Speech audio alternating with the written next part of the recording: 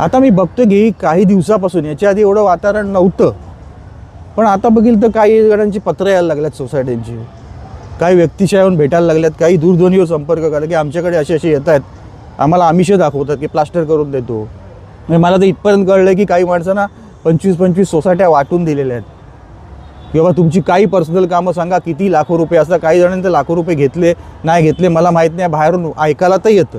तर मलाही विचारणा झाली होती की आम्हाला असं असं कबूल केलं, तुम्ही काय देता. पण मी स्पष्टपणे सांगू शकतो की मतासाठी मी लाचारी करणार नाही.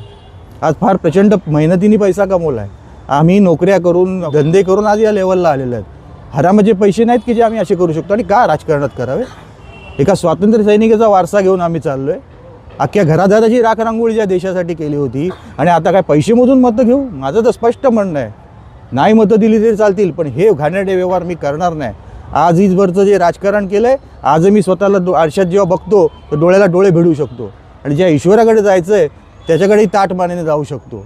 त्याच्यामुळे मी हे करू शकत नाही, मी हे कधीही करणार नाही. पण पुन्हा एकदा सांगतो, कोणी कसं वागो, मी मात्र 4 मतं मागणार.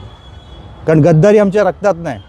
माझ्या पॅनलमध्ये 4 जण आहेत, मी स्वतः आहे, माझी पत्नी मनाली पाटील आहे, अपर्णाताई सळवी आणि मंदार केणी आहेत. कोणी कसंही वागो, आमच्या रक्तात गद्दारी नाही. मी 4ही मतं मागतो लोकांकडे, आणि धनुष्यबाण या चिन्हावर तुम्ही मतदान करून आम्हाला विजयी करा असं आपल्याला आवाहन करतो.